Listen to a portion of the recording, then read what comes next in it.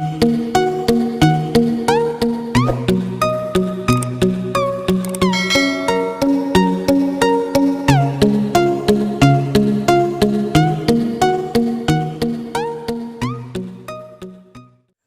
दोस्तों, मैं इस क्लास में आपको पढ़ाने वाला हूँ बाइसेक्टर यानी एंगल बाइसेक्टर को पढ़ाने वाला हूँ इस वीडियो में। और इससे पहले मैंने आपको क्लास में कुछ बेसिक कराए थे ट्रायंगल्स के। और यदि आप लोग मेरे पहला ये वीडियो देख रहे हैं तो ये वीडियो मत देखिएगा, इससे पहले वाला जो वीडियो है उसको पहले देखिएगा। प्लेलिस्ट बनी हुई है चैनल पर, उस चीज को देखो, क्योंकि ज्योमेट्री यदि आपको समझनी है, क्योंकि ज्योमेट्री यदि आपको समझनी है बिल्कुल बेसिक से, एक अच्छे लेवल से, एक अच्छे तरीके से, तो किसी भी क्लास को देखना है तो इस क्लास को देखने से पहले मैं कहूंगा कि सबसे पहला वीडियो मेरा देखिएगा, क्लियर। उसके बाद आप इस क्लास में आइएगा और इससे प्रॉपर समझ में आएगा। यदि आप इस क्लास को लोगे तो कुछ चीजें ऐसी होंगी जो समझ में आप लोगों को नहीं आएंगी, मैं आपको नहीं समझा पाऊंगा। इसलिए मैं आपको यही सजेस्ट करता हूं कि यदि आप ये क्लास देख रहे हैं तो इससे पहले वाला वीडियो देखिएगा, उसके बाद इस क्लास में आप मेरी क्लास को अटेंड करें। तो मैं इस क्लास में मैं आपको पढ़ाने वाला हूं एंगल बाइसेक्टर, ठीक है। एंगल बाइसेक्टर यानी कोण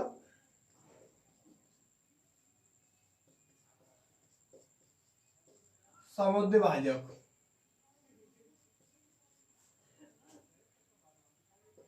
ठीक है, जिसको हम कहते हैं इंग्लिश में एंगल बाइसेक्टर।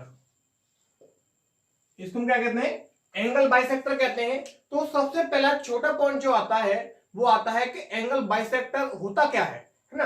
एंगल बाइसेक्टर को हम सबसे पहले पढ़ेंगे तो क्या होता है एंगल बाइसेक्टर।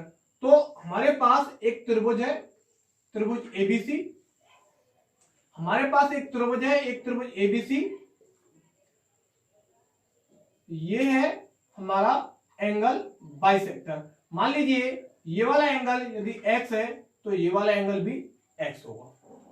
यदि हमारे पास एक त्रिभुज है एबीसी जिसमें ये वाला एक बाइसेक्टर है और ये वाला एंगल x है तो ये वाला एंगल भी क्या होगा? x होगा। तो एक चीज ये समझिएगा कि एक पॉइंट यहां से डाउट ये निकल के आता है, क्योंकि ऑफलाइन क्लासेज में बच्चे मुझसे पूछते हैं, बहुत सारे डाउट पूछते हैं। उन डाउटों में ही इस क्लास में खुद ही क्लियर कराते आऊंगा, जिससे कि आपके माइंड में कम से कम क्वेश्चन बने और जिससे कि आप ज्योमेट्री को सही से सीख पाए। तो डाउट ये आता है कि एंगल बाइसेक्टर, ये सामने की भुजा को, मान लो कि ए वाली भुजा को मैंने ए मान लिया, इसके सामने की भुजा को मैंने बी मान लिया, इसके सामने की भुजा को यदि मैंने सी मान लिया, तो क्या ये वाली जो भुजा है, ये वाली जो भुजा पर ये एंगल बाइसेक्टर आ रहा है, तो क्या इसे a/2 करेगा? क्या इसको दो भागों में विभाजित करेगा? ऐसा नहीं है, ऐसा बिल्कुल भी नहीं है। क्योंकि मैं आपको एक समझा दूं, हमारे पास एक ट्रायंगल है ए बी सी, ये क्या है? एक समद्विभाजक है। क्या है? कोण समद्विभाजक है, एंगल बाइसेक्टर है। तो इसको मैंने ए कह दिया, इसको मैंने बी कह दिया और इसको मैंने सी कह दिया। तो अब ये जो हमारे पास पॉइंट है डी मान लेते हैं, इन भुजाओं को क्या करेगा? बीडी जो होगा वो जिस रेशियो में भुजा है उसी रेशियो में इन दोनों भुजाओं को विभाजित करेगा। क्या आप लोग मेरी बात समझ पा रहे हैं? क्या मेरी बात आप लोग समझ पा रहे हैं जो मैं आपको समझाना चाह रहा हूं? जैसे इसका एग्जांपल यदि मैं बताऊं आपको, इसका यदि मैं एक एग्जांपल यदि आपको मैं बताऊं, जैसे मेरे पास एक एंगल है ट्रायंगल एबीसी,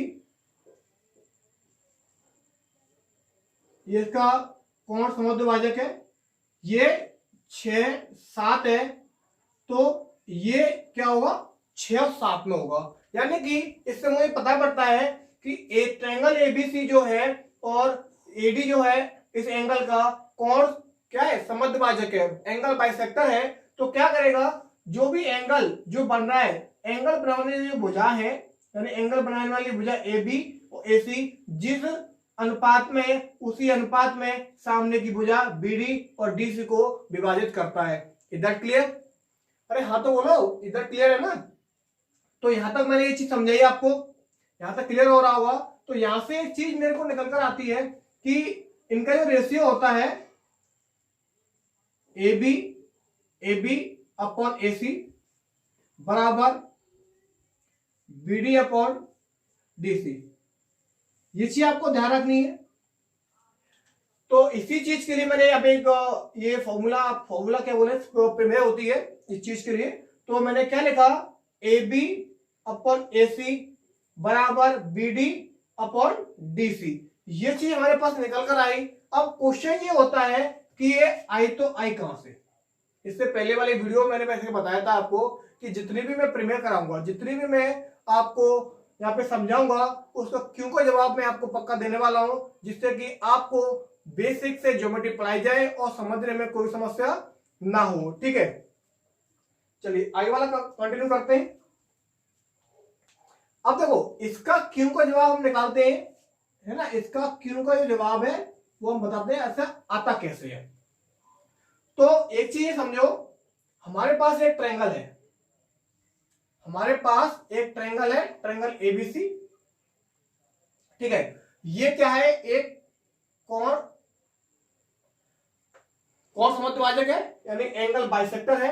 यदि मान ली एंगल बाइसेक्टर में मेरे पास यदि ये वाला एंगल x है तो मैं इसको भी एंगल x कह सकता हूं, कह सकता हूं ना। मैंने इसको a कह दिया, इसको b कह दिया और एक c कह दिया। मैंने क्या किया, इसी के पैरेलल इसको थोड़ा मैंने आगे बढ़ा दिया।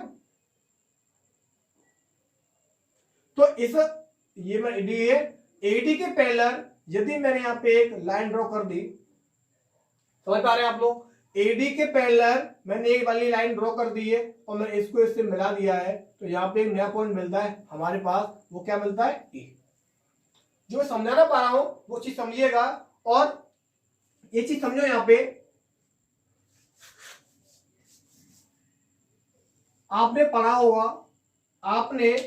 होगा ये दो पैरेलल लाइंस है, ये जो पैरेलल लाइंस है और हमारे पास ये कैसा है, ट्रांसवर्सल लाइन है, यानी तिर्यक रेखा होती है। तो इसके अंदर ये वाला एंगल और ये वाला एंगल बराबर होगा, क्योंकि इन दोनों एंगल्स को क्या कहते हैं, एकांतर कोण कहते हैं, एकांतर कोण कहते हैं, यानी कि अल्टरनेट एंगल, अल्टरनेट एंगल कहते हैं। इतना क्लियर होगा आपको। जो भी चीज के काम आएंगी यहाँ पे जो यूज होने वाली चीजें हैं उनको मैं यहाँ पे बता रहा हूं, जिससे कि इस चीज जो मैं समझाना चाह रहा हूं, इसका जो प्रूफ है जो मैं यहाँ पे दिखाना चाह रहा हूं, वो चीज समझने में आपको आसानी होगी। दूसरी कंडीशन ये है, दूसरी कंडीशन हमारे पास ये है कि हमारे पास ये वाला एंगल और ये वाला एंगल कॉरेस्पॉन्डिंग एंगल होते हैं। क्या होते हैं, कॉरेस्पॉन्डिंग एंगल होते हैं, और ये वाला एंगल ये वाले एंगल के बराबर होगा। इतना आप लोग समझ पा रहे हैं, ठीक है। अब कंडीशन याद देखिएगा कि ये वाली लाइन यानी एडी और ईसी, ये दोनों क्या है, पैरेलल लाइंस है। एडी और ईसी क्या है, ये दोनों पैरेलल लाइंस है। तो मैं आपको बता दूं कि ये क्या है, ट्रांसवर्सल लाइन है। मैं थोड़ा आगे बढ़ा देता हूं इसे, ये ट्रांसवर्सल लाइन है। तो क्या ये x है, तो क्या ये x नहीं होगा, होगा क्या, हाँ या ना बोलो, होगा ना, क्योंकि ये ट्रांसवर्सल लाइन है, ये वाला पार्ट यानी ये एंगल है x है, तो क्या हमारा ये वाला एंगल भी x होगा, बिल्कुल होगा। तो मैंने इसको क्या किया, x रख दिया।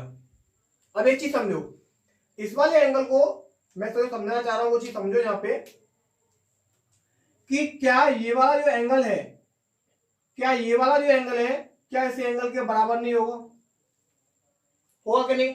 कॉरेस्पॉन्डिंग एंगल ये वाला जो मैंने बताया, क्या वो दोनों एंगल इसके बराबर होगा। अभी आप लोग नहीं समझ पा रहे होंगे, तो कुछ समय के लिए मैं ये वाली लाइन को यहां से उठा देता हूं। अब आप थोड़ा सा देखिएगा, ये वाला एंगल और ये वाला एंगल क्या ट्रांसवर्सल कॉरेस्पॉन्डिंग एंगल नहीं है, बिल्कुल होगा। अब मैं इस लाइन को मैं मिला देता हूं, ये वाला x हो गया। अब एक चीज में ये समझो, यहां पर इससे पहले मैंने बताया, यहाँ पे इससे पहले क्या होगा, यहाँ पे मैंने बताया इस वाले फिगर में जो रेशियो होता है वो क्या होगा, AB और AE,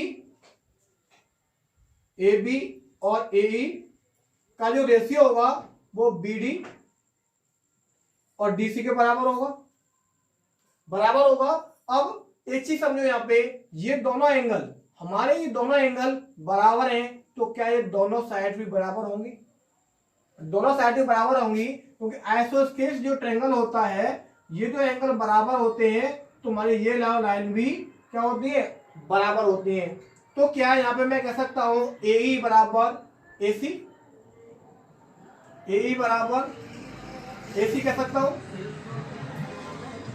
तो जहां भी AE होगा, क्या मैं वहां पे AC पुट कर सकता हूं? जहां पे AE होगा वहां पे मैं AC पुट कर सकता हूं। तो AB की AE के क्या कर दूंगा, AC बराबर BD अपॉन DC। क्या आप लोगों का मैंने ये बताया था ये प्रूफ होता है, यही बताया था। तो इससे पहले वाली वीडियो में मैंने बताया था कि मैं जो भी आपको कराने वाला हूँ क्लास में, उसका क्यों का जवाब मैं बताऊंगा। क्यों बताने वाला हूँ, कोई ऐसा SSC CPO कि मतलब किसी भी एग्जाम में ऐसा नहीं पूछेगा कि ऐसा क्यों होता है, लेकिन मैं समझाना इसलिए चाह रहा हूँ क्योंकि आपको ये चीजें याद नहीं करनी पड़े।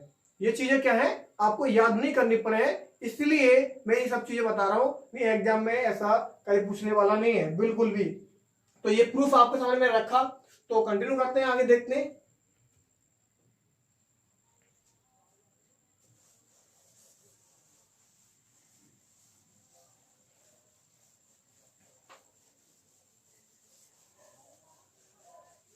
जब आप मेरी क्लास लें तो एक कॉपी और एक पेन हमेशा साथ में लेके बैठे, जिससे कि आप साथ में समझते जाओ, नोट करते जाओ, और उसके बाद में फिर एक वीडियो को पॉज करो, उसके बाद में पढ़ो जो नोट्स में लिखा हुआ है, और फिर वीडियो को स्टार्ट करो, वीडियो चलने दो, और आप अपने नोट्स में देखते रहिए, दोनों चीज देखते आओ, जिससे कि आपको आगे जाके रिवाइज करने की आवश्यकता नहीं पड़ेगी। तो जैसा मैंने बताया आप लोग करते जाइएगा,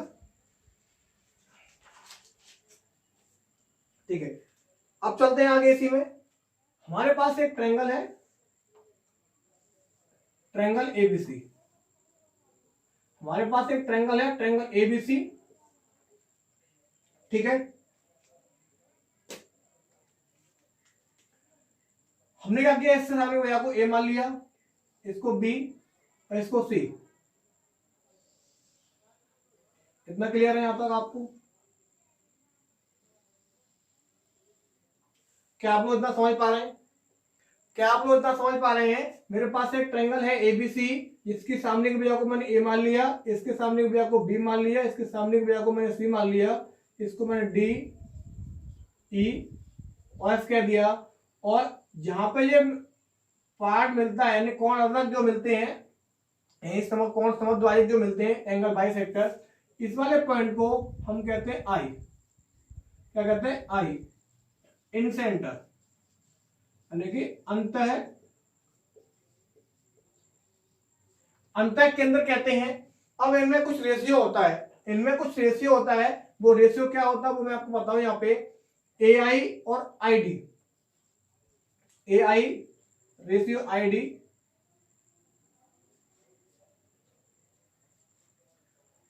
AI और ID रेशियो होता है, वो क्या होगा, B प्लस C,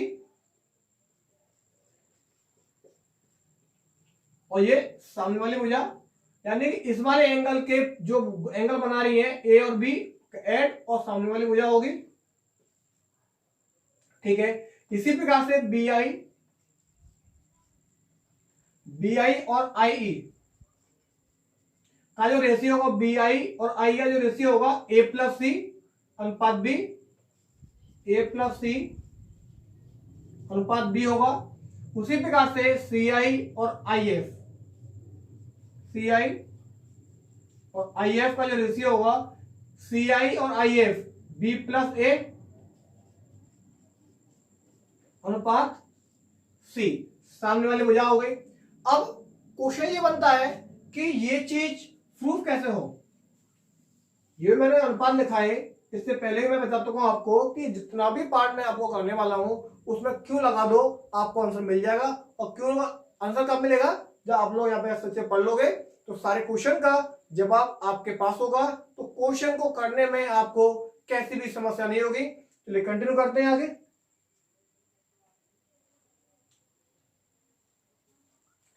ठीक है, अब देखो हमारे पास एक ट्रायंगल है, अब कैसे प्रूफ करेंगे तो देखो, हमारे पास एक ट्रायंगल है, ट्रायंगल A B और C, ये इसका कोण समद्विभाजक। ये इसका कौन सा मध्यभाजक है, तो इससे पहले मैंने बताया इसके सामने की भुजा इस सी मान लिया, इसको बी मान लिया, और यहाँ पे डी है, और यहाँ पे डी है तो ये सी है तो सी मानो, बी है तो बी मानेंगे, क्योंकि मैंने बताया कि जो कोई भी कोण अर्धक होता है, कोण अर्धक बनाने वाली जो भुजा है उसी के अनुपात में इस बीसी को विभाजित करता है। ये सी है तो ये सी होगा, ये बी है तो ये बी हो जाएगा। अब इसके सामने वाली भुजा बी, इसके सामने सी, और इसके सामने भुजा टोटल क्या मान दी हमने, ये मानेंगे। ठीक है, इतना क्लियर है। तो मैं यहां से निकाल सकता हूं, यहां से बीडी, बीडी कैसे निकालूंगा मैं, बीडी यदि मुझे निकालना है तो क्या होगा, ए अपॉन बी प्लस सी इंटू सी। ठीक है, अब देखो आगे, अब डीसी निकालना है, यानी सीडी यदि को निकालना है, सीडी कैसे निकालोगे, A B upon B plus C. इतना पार्ट आपको क्लियर है, यहां तक निकल कर आ गया। चलिए अब ये जो मैंने पार्ट लिखा है इसको प्रूफ करते हैं। यहाँ पे किस प्रकार से प्रूफ करेंगे, तो इस वाले ट्रायंगल को मैंने यहां पे लिया,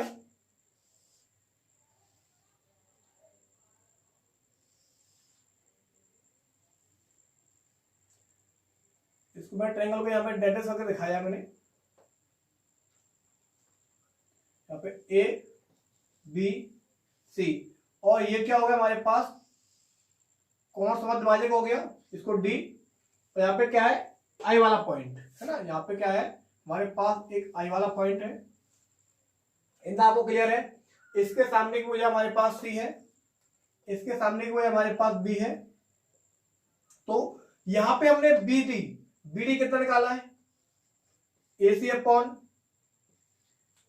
बी प्लस सी, ए सी अपॉन बी प्लस सी निकाला है। तो प्रूफ कैसे करना है, अभी मैंने बताया आपको, ये वाला पॉइंट आई है तो ए आई और आई डी, ए आई और आई डी बराबर ए बी और बी डी, क्योंकि इससे पहले मैंने आपको बताया है, इससे पहले मैंने आपको बताया था, ये वाला जो पार्ट मैंने बताया था आपको भी, ए बी सी, यहां पे था डी सी बी, और ये वाला पार्ट भी क्या होगा, सी और बी में होगा, सी और बी में होगा, ये वाला कुछ पार्ट बताया था, उसी को यहां पे आया, तो ए आई अपन आई डी बराबर ए बी कितना दिया है, ए और बी कितना दिया है, सी दिया हुआ है यहाँ पे, बी डी कितना दिया है, बी और डी दिया है हमारे पास, ए सी अपॉन बी प्लस सी, इससे कट गया, ये कहां पहुंच गया ऊपर, तो ए आई अनुपात आई डी बराबर ये ऊपर पहुंच जाएगा, बी प्लस सी अनुपात ए।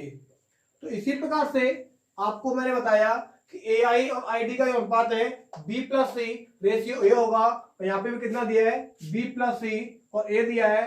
तो दोस्तों इसी प्रकार से बाकी ये भी जो रेशियो है उनको भी हम इसी प्रकार से 1 by 1 प्रूफ कर सकते हैं, ना।